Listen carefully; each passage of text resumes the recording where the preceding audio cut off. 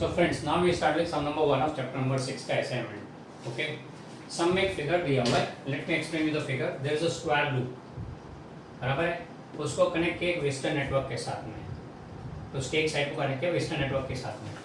ये लूप की चार साइड 1, 2, 3 और 4 को कनेक्ट किया इसके साथ. इसका इफेक्टिव रेजिस्टेंस क्या होगा? तो इट्स अ वेस्टर्न लूप. इसमें नो करंट भी दे तो ये तो नहीं है.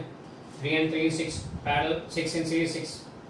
3 and 3 series 6 ओम, ये 6 ओम, 6 and 6 in पैरेलल तो ये इफेक्टिव 3 हो गया. तो दिस वेस्टर्न ब्रिज का नेटवर्क का रेजिस्टेंस 3 ओम हो गया. ये लूप का रेजिस्टेंस 1 ओम है. Length of the side is 10 centimetre given. Magnetic field applies is 2 weber per metre square. तो ये लूप अगर मूव करवाते हैं तो ईएमएफ इंड्यूस होगा इसमें. हमें फाइंड करना है कि अगर इस ईएमएफ के कारण इस इधर इफेक्टिव करंट 1 मिली एम्पीयर मिले तो उसके लिए इधर स्पीड कितनी रखनी है. बराबर है. If you want a steady current of 1 ampere, then what is the speed required? A question पढ़ लेता हूँ. A square metal wire of loop, square metal wire loop of side 10 cm and resistance 1 ohm is moved with a constant velocity v in uniform magnetic field of induction B equal to 2 Weber per meter square as shown in figure. The magnetic field is perpendicular to the plane of the loop and directed into the paper. Inside है perpendicularly. फिर the loop is connected to a network of resistors each of value 3 ohm. With what speed should the loop be moved so that steady current of 1 milliampere flows in the loop? Okay. अब यहाँ पे देखते हैं क्या होगा. Total EMF induced in the loop. See, loop is made of 4 sides 1, 2, 3 और 4. 4 state conductors आते हैं. तो total EMF induced कितना होगा? E is equal to E1 first side में, second side, third side and the fourth side of the loop. अब EMF induced का formula क्या था? E equal to BLV provided B is perpendicular to B. इसका होना compulsory है. अब देखें तो rod number 1, side number 1, length and velocity both are parallel. देखो लूप को यूं मूव करवा रहे हैं. Loop is moving like this. तो length and velocity both are parallel. ये दो पैरेलल हो गए तो नो EMF induced. तो 1 में EMF induced 0. क्यों? क्योंकि L parallel to V. Because L parallel to V. Similarly third में भी same situation, no EMF induced 0. क्यों? L parallel to V. 4 की बात करें तो 4 is outside the magnetic field. Magnetic field में है ही नहीं तो EMF induced होगा ही नहीं. तो 4 में भी EMF induced 0. क्यों? क्योंकि B is 0. मैग्नेटिक फील्ड है ही नहीं वहाँ पर. तो बचा ओनली 2 एंड 2 में EMF induced होगा BLV. इधर इसका EMF induced होगा. इसका length, speed and magnetic field तीनों mutual perpendicular. Okay. So effective EMF induces BLV. Clear? ये हो गया इसका रीजन. अब BLV आ गया. Current I, thus current I which is equal to E upon R will be BLV upon R. अब R यानी इफेक्टिव लेना पड़ेगा. क्यों? R इफेक्टिव इज लूप का रेजिस्टेंस प्लस ये रेजिस्टेंस R प्लस RWB. हमें फाइंड करना भी इधर V will be equal to I into R plus R Wheatstone bridge loop upon B into L. Put up the values. I कितना है? 10⁻³ ampere. फिर R plus RW 3 + 1 4 into 4 upon B is 2 and length is 0.1. ये हो गया 2 into 10⁻² meter per second. 2 into 10⁻² meter per second. यानी 2 meter per second. 0.02 meter per second या 2 centimeter per second हो गया उसको. Okay, so that's regarding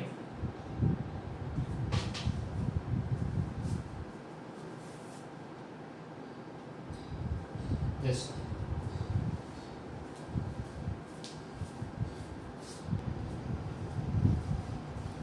चलो फिर चलते हैं सम नंबर 2 की तरफ.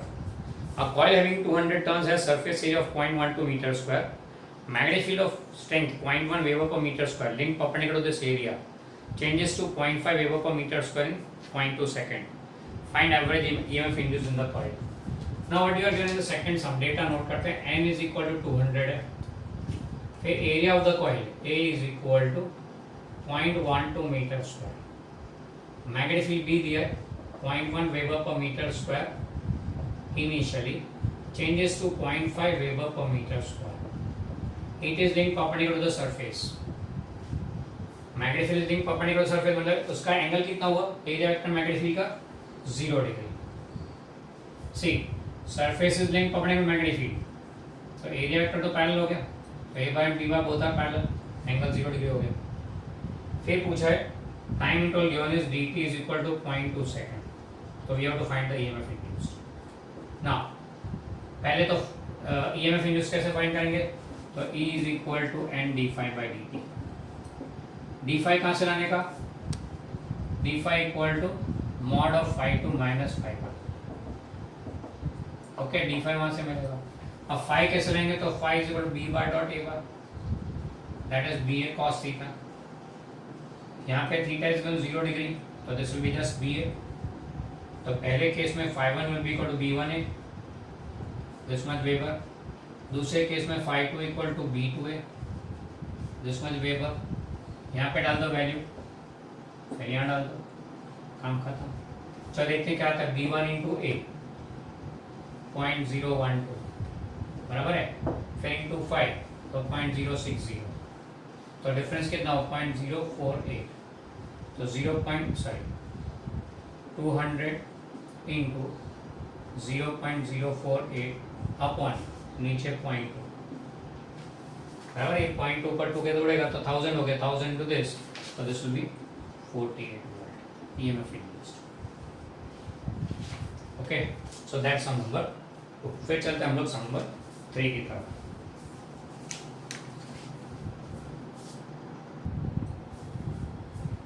चलो चलते हैं थर्ड सम की तरफ. थर्ड सम में you are given that there is a rod of length 2 metre falling from a 50 metre high tower. यहाँ से उसको रिलीज किया तो 20 मीटर डिस्टेंस कवर किया तब उसकी उसमें कितना ईएमएफ इंड्यूस होगा वो फाइंड करना है. Find the EMF induce here when it is at distance 20 metre when it travels a distance 20 metre. साथ में दिया अर्थ का magnetic and angle of dip at this position दिया हुआ है. Now rod is falling down. Rod को रखा है नॉर्थ ईस्ट वेस्ट डायरेक्शन में. यहाँ मेंशन नहीं किया पर वो साथ में है कि नॉर्थ को यहाँ रॉड को रखा है ईस्ट वेस्ट डायरेक्शन में. It is falling in the magnetic field. Now magnetic field earth का नॉर्थ साउथ डायरेक्शन में होता है तो रॉड पकड़ने में मैग्नेटिक फील्ड हो गया बराबर है. अब हमें क्या चाहिए ईएमएफ कितना इंड्यूस होता है तो for a falling rod in a magnetic field of what कितना हो गया. अब रॉड का मोशन डाउनवर्ड है लेंथ ईस्ट वेस्ट है मैग्नेटिक फील्ड नॉर्थ साउथ है बराबर है. तो मतलब हमको मैग्नेटिक फील्ड कौन सा लेना पड़ेगा ईस्ट वेस्ट यानी कि हॉरिजॉन्टल. तो यहाँ पे हमको बी लेना पड़ेगा horizontal component towards magnetic field क्योंकि इट इज फॉलिंग डाउन. तो अगर वर्टिकल कंपाउंड लेते तो पैरेलल हो जाएगा मैग्नेटिक फील्ड तो ये 0 आएगा. इसलिए हमें हॉरिजॉन्टल कंपाउंड लेना पड़ेगा.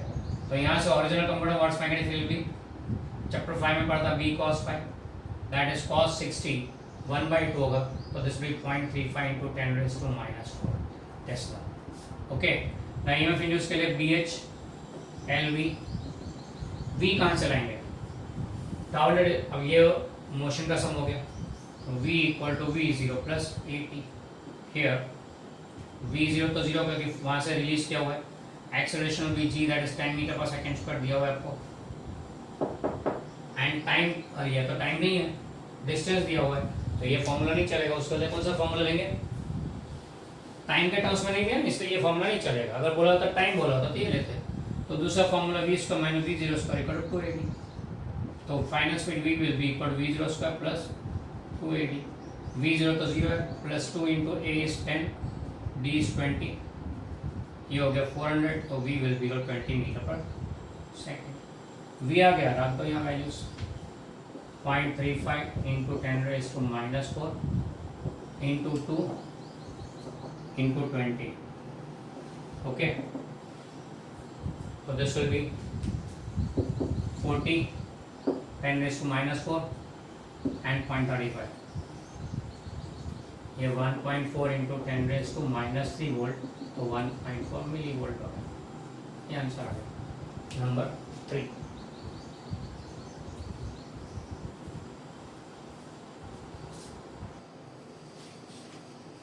चलो फिर लेते हैं नंबर 4 जिसमें दिया हुआ है find equivalent inductance of two inductors having inductance L1 and L2 connected in parallel with the help of appropriate DC circuit. अब यहाँ पे दिया हुआ है 4 में एक इंडक्टर हैविंग इंडक्टेंस L1 दूसरा inductor having inductance L2 connected parallel, both are connected in parallel to a DC source, ये हो गया बराबर है। तो इस सोर्स के कारण करंट आई फ्लो होगा, उसमें से I1 इधर जाएगा एंड I2 इधर जाएगा। ये I1 यहाँ से फ्लो के इधर बाहर निकलेगा, I2 यहाँ से फ्लो के यूँ बाहर निकलेगा, दोनों वापस आई हो जाएंगे। हमें फाइंड करना है effective inductance of this circuit. Now for L1 we can write that EMF induced E1 is equal to क्या आएगा minus L D I by D T बराबर है, यानी I1 करंट फ्लो है उसमें, तो D I one by D T will be equal to minus E1 by, चलो एक काम करते हैं, इसको चेंज करते हैं approach, by Kirchhoff's junction rule. पहले जंक्शन रूल अप्लाई करते हैं, क्या आएगा I equal to I1 plus I2, I equal to I1 plus I2, therefore di by dt क्या होगा, differential in respect to time, तो di1 by dt plus di2 by dt, let's say equation number 1. Now for inductor L1, E1 is equal to minus L di1 by L1 di1 by dt, so therefore di1 by dt, rate of change of current in first one will be equal to minus E1 upon L1. For L2, similarly E2 is equal to minus L2 di2 by dt, therefore di2 by dt will be equal to minus E2 by L2। रख देते हैं यहाँ पे, if effective inductance is L, P बोल देते parallel है इसलिए, तो we can write therefore E will be equal to minus LP di by dt, तो therefore di by dt will be equal to minus E upon LP। let's say equation number, अब ये तीनों को 1 2 और 3 तीनों को इसमें रख देते हैं इक्वेशन नंबर 1 में, using in equation 1 what we get is di by dt minus E upon LP is equal to di1 by dt minus E upon L1 plus minus E2 upon L2। now as parallel combination, potential difference है, therefore E1 equal to E2 equal to E, तीनों तीन से होंगे तोड़ जाएगा, तो what it is 1 upon LP is equal to 1 upon L1 plus 1 upon L2। तो parallel combination of inductor is same as that of resistors। Register में होता है वैसे ही है एक्स्ट्रा, अगर सीरीज में होता है तो क्या लिखते हैं LS is equal to L1 plus L2। Series के लिए यानी जो रजिस्टर्स के फॉर्मूला वो इंडक्टर के लिए भी चलते हैं, एंड कैपेसिटर में उल्टा चलता है। ये हमने 3 कंपोनेंट्स में देख लिया। ओके, ये हो गया number 4।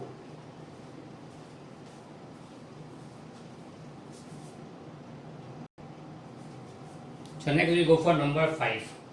Two coils A and B placed near each other have number of turns equal to 600 and 300 respectively. On passing a current of 3 ampere through coil A, the flux linked with each turn of coil A is 1.2 into 10 raised to minus 4 Weber, and the flux linked with coil B is 9 into 10 raised to minus 5 Weber. Find self inductance of A and mutual inductance of the system formed by A and B. अब यहाँ पे दो coil दिए, एक A दिया दूसरा B दिया। A में नंबर ऑफ टर्न्स N1 बोल देते हैं, कितना दिया हुआ है 600। B में N2 बोल देते हैं 300 दिया हुआ है। फिर करंट पासिंग थ्रू A यानी I1 इज गिवन 3 एम्पियर, उसके कारण flux link with each turn off A 5 flux link with each turn is 1.2 into 10 raised to minus 4 Weber, and that with the entire coil of 2। दूसरा बोले flux link with the coil B यानी N2 5 directly दे total flux दे दिया 9 into 10 raised to minus 5 Weber। ये खास ध्यान रखें wording पे, इससे दोनों टाइप के वर्डिंग्स मैंने यहाँ दिए। पहले में दिया the flux link with each turn off coil A तो खाली 5 दिया, दूसरे में दिया flux link with the coil B यानी पूरा दे दिया N2 5 कंबाइन कर दिया। ओके, एंड फिर बोला है further find the self inductance of A and the mutual inductance of the system. Okay,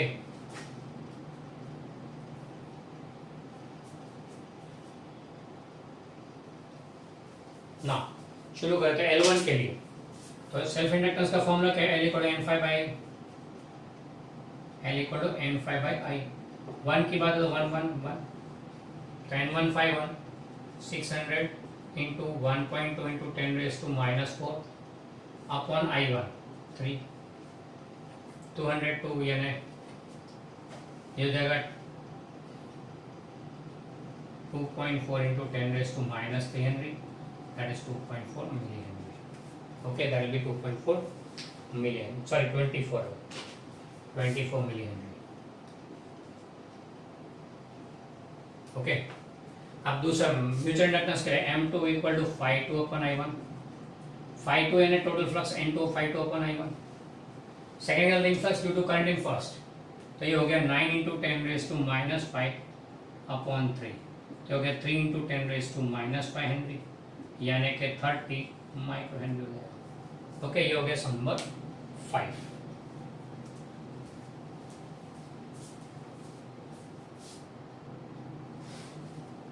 So next we go on for 6-1. 6 में बोला there are 1.5 into 10 raised to 4 turns in the windings of a toroidal ring. 6 में दिया n दिया हुआ पहले 1.5 into 10 raised to -4 turns दिए, फिर बोला हुआ है the radius of the circular axis of the ring यानी कैपिटल R 10 सेंटीमीटर यानी कि 0.1 मीटर, फिर दिया है the radius of the cross section of the ring यानी छोटा r दिया हुआ है 2 सेंटीमीटर यानी 2 इंटू 10 रेज टू -2 मीटर। चलो इसको 10 रेज टू -1 मीटर लिखते हैं। फिर बोला है find the inductance of the ring, self inductance find करना है ना। सेल्फ इंडक्टेंस का फॉर्मूला क्या है रिंग के लिए, L is equal to mu 0 n स्क्वायर a बाई l। ओके, ये फॉर्मूला सेल्फ इंडक्टेंस का फॉर सोनाइट। अब टॉरॉइडल रिंग क्या चीज है, समथिंग लाइक दिस। इसकी एक्सिस ये हो गई, तो length of the axis and radius of the circle हो गया, ये रेडियस कैपिटल आ रहा है, तो यहाँ नीचे तो L की जगह क्या आएगा 2 पाई r, और एरिया ऑफ क्रॉस सेक्शन यानी ये हो गया पाई r square. So this will B mu 0 n square pi r square upon 2 pi r। Put up the values, you'll get the answer this much Henry। ये हो गया number 6। Okay,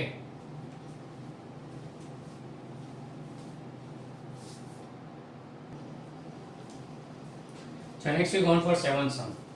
7th sum में आपको दिया हुआ है 7th sum में a conducting circular loop of surface area 2.5 into 10 raised to -3 meter square, area of surface here is placed perpendicularly in a magnetic field which varies as b equal to 0.2 sin 50 pi t, यानी magnetic field varying है time के साथ में।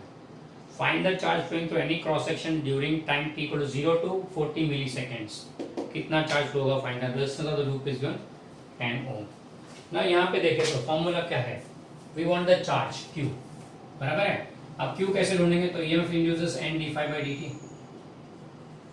n यहाँ नहीं दिया तो n1 हो गया मान लिया, current I E upon R, so that is d phi by dt into R। Now charge q is I into time into current to dt, so therefore d phi upon R हो गया। ये formula हमने theory में derive भी किया हुआ है, तो इसमें हम लोग ये फॉर्मूला डायरेक्टली यूज कर सकते हैं d phi by R। Now charge induced will be q is equal to d phi upon R directly. d phi क्या है, ये आएगा, क्या आएगा यहाँ पे change in flux. Now d phi is d by dt of d phi will be, चलिए काम करते हैं स्टेप बाय स्टेप चलते हैं, इन्हीं स्टेप्स में चलते हैं, डायरेक्ट चार्ज इंड्यूस नहीं फाइंड करना। पहले flux phi will be equal to B A cos theta, theta यहाँ 0 डिग्री करके पकड़ने को रखा हुआ है, इससे b इंटू ए हो गया, b is 0.2 sine 50 pi T into A 2.5 into 2.5 into 10 raise to -3, simplify करें तो 2.5 इंटू 0.2 यानी 0.5 हो गया into 10 raise to -3 sine of 50 pi T. ठीक, फिर next step E is equal to D five by D T, that is D by D T of 5 बोले तो 0.5 into 10 raise to -3 sine of 50 pi T, तो this will be 0.5 into 10 raise to -3 constant बाहर आ गया, sine का हो जाएगा cos 50 pi T into chain rule के हिसाब से 50 पाई मल्टीप्लाई होगा, 50 पाई यहाँ मल्टीप्लाई करते हैं तो 50 इंटू 0.5 यानी 25 pi into 10 raise to -3 cos of 50 pi T, ये हो गया E। फिर लेते हैं current I is equal to E by R कितना है 10 ओम है, तो खाली 10 से डिवाइड करना है, तो 25 pi into 10 raise to -4 cos of 50 pi T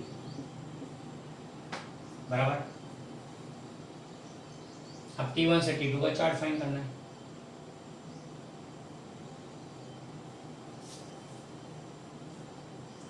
T1 equal to 0,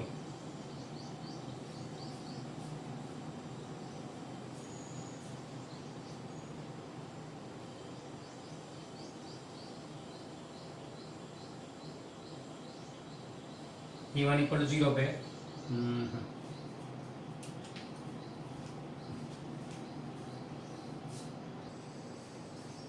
जब यहाँ पे एज करंट इज वेरिंग तो we can not take Q directly T1 and T2 रखे, तो what we say is Q is equal to integration I dt, varying current है ना इसलिए T1 to T2, so this will be equal to integration. अब ये constant को बाहर ले लेते हैं, 25 pi into 10 raise to -4 integration cos of 50 pi T dt from T1 to T2, 25 pi into 10 raise to -4 cos 50 pi t का integration sine 50 pi t upon 50 pi by chain rule from T1 to T2।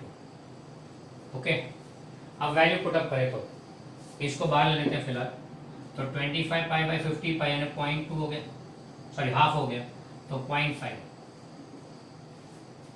बराबर 1/2 यानी 0.5 into 10 raise to -4 upper limit minus lower limit, now sine of 50 pi T2 कितना है into 4 into 10 raise to -2 कितना हुआ ये sine of 50 200 pi into 10 raise to -2 यानी 2 पाई हो गया, साइन 2 पाई 0, तो अपर लिमिट तो 0 आ गया, माइनस 0 रखो तो साइन 0 तो 0 ही होता है, ये तो दूसरा सारा 0 हो गया, तो इसका आंसर क्या आया 0। अरे ये 50 पाई को बाहर ले लिया, फिर अपर limit minus lower limit, upper limit का ये रहा वैल्यू। ओके, तो ये हो गया सम नंबर 7, नोट कर लेना।